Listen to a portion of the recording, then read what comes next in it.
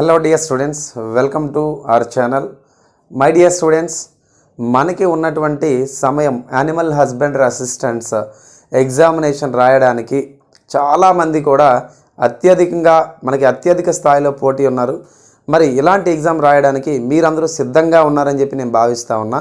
Right, ఎప్పటికీ కూడా court కేసులు అని ఏమైనా అపోహలు ఉంటే కనుక దయచేసి తొలగించండి. ఈ వారం రోజులు కూడా మనకి అత్యంత కీలకమైనటువంటి రోజులు. సో 7 రోజుల సమయం మనకుంది. ఒక రోజుకి మనం 6 గంటలు చదివినా 42 గంటల సమయం ఉంది. 20 చాప్టర్లు ఉన్నాయి. అంటే ఒక చాప్టర్ 2 గంటల కన్నా ఎక్కువ సమయం అయితే లేదు. ఓకేనండి. మరి ఉన్నటువంటి సమయం తక్కువ కాబట్టి ఇప్పుడు మీరు రివిజన్ చేయాల్సినటువంటి సమయం ఇది. అంతే తప్ప కొత్త కాన్సెప్ట్స్ ఏమైనా చదువుతా లేదా కొత్త కాన్సెప్ట్ నేర్చుకుంటా నా దగ్గర ఒక 10,000 బిట్లు ఉన్నాయి, 5,000 బిట్లు ఉన్నాయి అని చెప్పి చాలామంది అదే ధోరణిలో ఉన్నారనమాట. కాబట్టి ఇప్పుడే వాటిలన్నింటికీ కూడా బంద్ చేయండి. బంద్ చేసి ప్రజెంట్ ఏంటంటే రివిజన్ చేయడము మరియు టెస్ట్ సిరీస్ రాయడం అనేది మనకి అత్యంత కీలకమైనటువంటి అంశం. ఎందుకంటే ఉన్నటువంటి సమయం ఏంటంటే 7 రోజుల సమయం. సిన్సియర్ ఆస్పిరెంట్స్ అయితే కనుక 10 రోజుల సమయం దగ్గర నుంచి రివిజన్ మొదలు పెడతారనమాట. కానీ చాలామంది ఫ్రెషర్స్ ఉన్నారు, ఇందులో అసలు సిలబస్ తెలియని వాళ్ళు ఉన్నారు. కానీ ఇప్పుడిప్పుడే అవగాహన పూర్తి స్థాయిలో వచ్చిందని చెప్పేసి నేను భావిస్తూ ఉన్నా. రైట్ అండి, మీరు ఆల్రెడీ థంబ్నెయిల్లో చూసే ఉంటారు.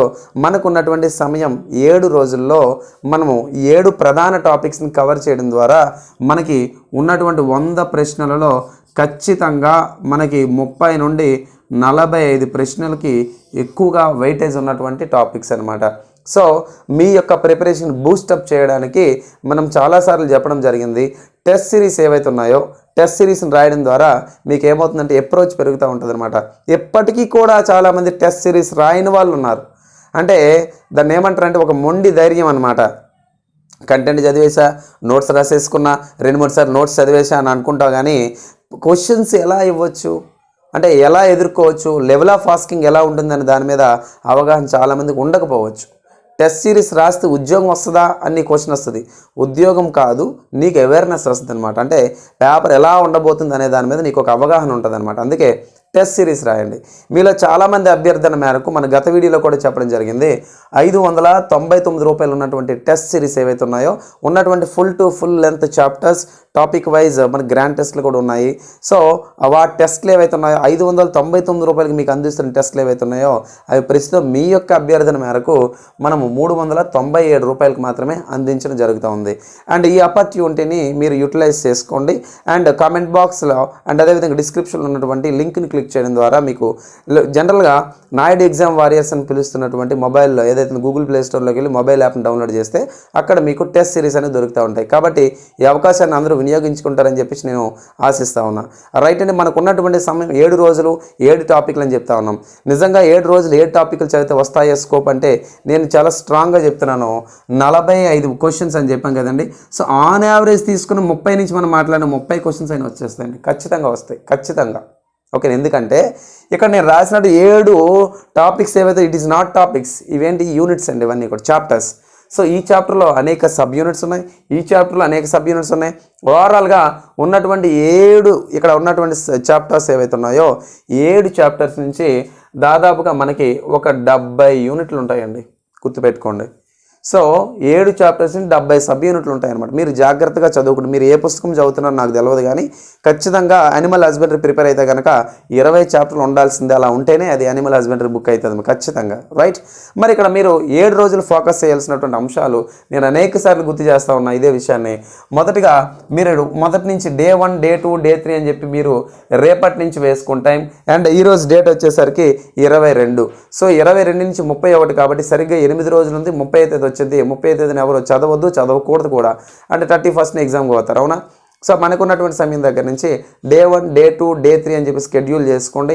మైక్రో రివిజన్ చేసుకోండి. మీరు చదివినటువంటి పుస్తకాలు మరొకసారి అలా టర్న్ చేస్తా అండ్ ఇవన్నీ రివిజన్ చేసుకుంటూ సెల్ఫ్ అసెస్మెంట్ కోసం లీస్ట్గా అయినా కానీ రోజుకు 2 సార్లు మనం టెస్ట్ రాయాల్సి ఉంటుంది. ఒకసారి మార్నింగ్, ఒకసారి ఈవినింగ్. అలా మనం 7 రోజులు 14 సార్లు టెస్ట్ రాస్తే కనుక అప్రోచ్ అనేది పెరగదు.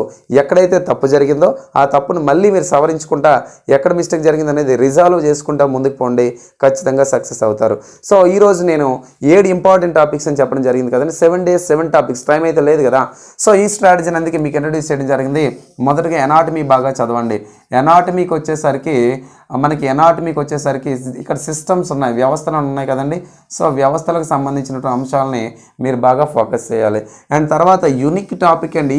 ఇక్కడ ఈ ఏరియా నుంచి ఖచ్చితంగా 5 క్వశ్చన్సే, లేకపోతే పేపర్ డిజైన్ చేయడం కష్టం. ఖచ్చితంగా దీనికి రిలేటివ్గా కానీ డైరెక్ట్గా టాపిక్లో నుంచి కానీ క్వశ్చన్స్ అడిగే అవకాశం ఉంది. గైనకాలజీ కావాలంటే ప్రీవియస్ పేపర్స్ చూసుకోండి, ఓకేనా.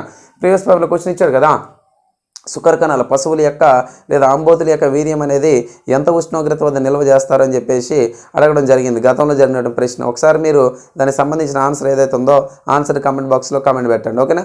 రైట్, మరి ఇక్కడ చూడండి గైనకాలజీ అండ్ మోస్ట్ ప్రయారిటీ ఉన్నటువంటి టాపిక్ ఏంటంటే డైరీ మేనేజ్మెంట్. ఏదండి? Dairy management. ఈ డైరీ మేనేజ్మెంట్ నుంచి కూడా ప్రశ్నలు వస్తూ ఉంటాయి. అదేవిధంగా పౌల్ట్రీ మేనేజ్మెంట్కి వచ్చేసరికి పూర్తిగా ఇందులో 6 యూనిట్లు 6 పాఠాలు ఉంటాయి, సబ్ యూనిట్స్. ప్రతి పాఠం కూడా ఒక గోల్డెన్ చాయిస్ మనకి, ఎందుకంటే ఈ చాప్టర్లో ఉన్నటువంటి ప్రతి సబ్ యూనిట్ కూడా చాలా ఇంపార్టెంట్ అనమాట. నేను ఈ వీడియోలో ఎందుకు కాన్సెప్ట్ చెప్పడం లేదంటే మనకి 7 days ఉంది, 7 టాపిక్. ఇంకా నేను పాఠాలు చెప్తే మీరు నేర్చుకుంటారంటే ఇంకా ఎన్ని రోజులు నేర్చుకుంటూ, ఉన్నటువంటి సమయం 7 రోజులు కదా. సో మనం ఏంటంటే ప్రైమరీ కాన్సెప్ట్స్ మీకు ఇంట్రడ్యూస్ చేస్తున్నాం, ఎందుకంటే ఎక్కడైనా డౌటెడ్ ఏరియాస్ ఏవైతే ఉన్నాయో మోస్ట్ ఎక్స్పెక్టెడ్ ఏరియాస్ని అవి చెప్తా ఉన్నాం. మీ యొక్క ప్రిపరేషన్ కూడా ఉండాలి దీంతో పాటుగా, ఓకేనా. అండ్ ప్రిపరేషన్తో పాటు అసెస్మెంట్ ఉండాలా. అసెస్మెంట్ ఉంటేనే మనకి అసెస్మెంట్ ఎట్లా వచ్చిందండి? టెస్ట్ సిరీస్ ద్వారా వచ్చింది. సో టెస్ట్ సిరీస్ అనే నెంబర్ ఆఫ్ టెస్ట్ సిరీస్ రాయండి, ఖచ్చితంగా సక్సెస్ అవుతాం, ఓకే. రైట్, తర్వాత ఆస్పెక్ట్ ఏంటండి?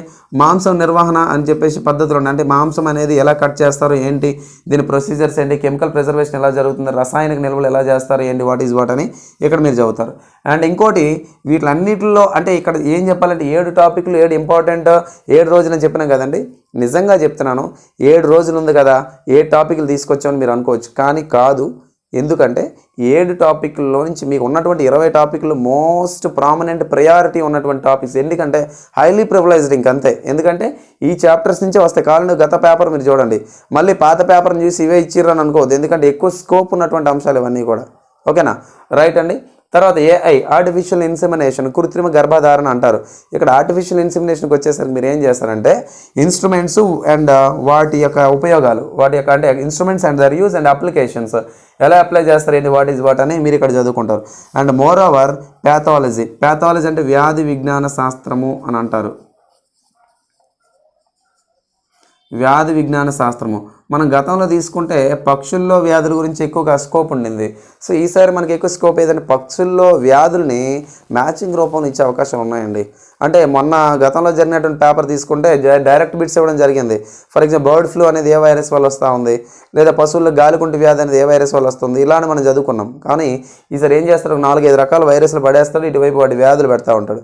సో మ్యాచింగ్ చేయాల్సినటువంటి నెసెసిటీ ఉంది అక్కడ. సో అలాంటివి మనం ఏంటంటే దాన్ని క్యూములేటివ్గా చదువుకోవాలన్నమాట. క్యూములేటివ్గా చదువుకుంటే సక్సెస్ అవుతాం. ప్యాథాలజీ అయితే ఇక్కడ ఒక మాట చెప్పాలి, ఇదే ఎనాటమీ ఇదే గైనకాలజీ ఏవైతే ఉన్నాయో ఇందులో న్యూమరికల్ వాల్యూస్ ఉంటాయండి.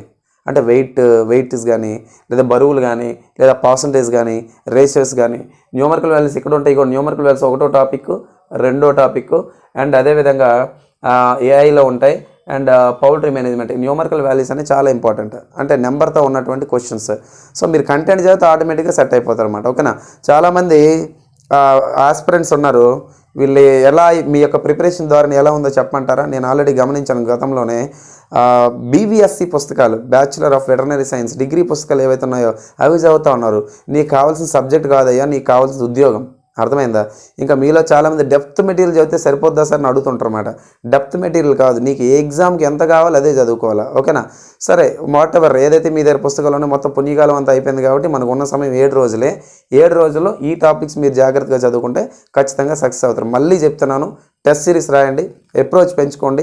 మీరు టెస్ట్ సిరీస్ రాయడం వల్ల నాకైతే ఉపయోగం లేదు, రాసిన తర్వాత మీకు తెలుస్తుంది. ఎగ్జామ్ హాల్ నుంచి బయటకు వచ్చిన తర్వాత ఆడెవడో ఎగ్జామ్స్ సాగు కొట్టిండు, కానీ ఎగ్జామ్ రాసిన తర్వాత సో అండ్ సో ఇలా ఉందని చెప్పి నీవే బయటకు వచ్చిన తర్వాత చెప్తా ఉంటావు అనమాట. అంటే ఎగ్జామ్స్ రాయడం వల్ల నీకు తెలియకుండానే కొంత నువ్వు నేర్చుకుంటావు అనమాట, ఓకేనా. రైట్, ఇంకేమైనా సందేహాలు ఉంటే కనుక మాకు మీరు టెక్స్ట్ చేయండి, ఖచ్చితంగా మేమైతే మీకు అందుబాటులో ఉంటాం. రైట్ అండి, thanks for watching this video. Thank you very much.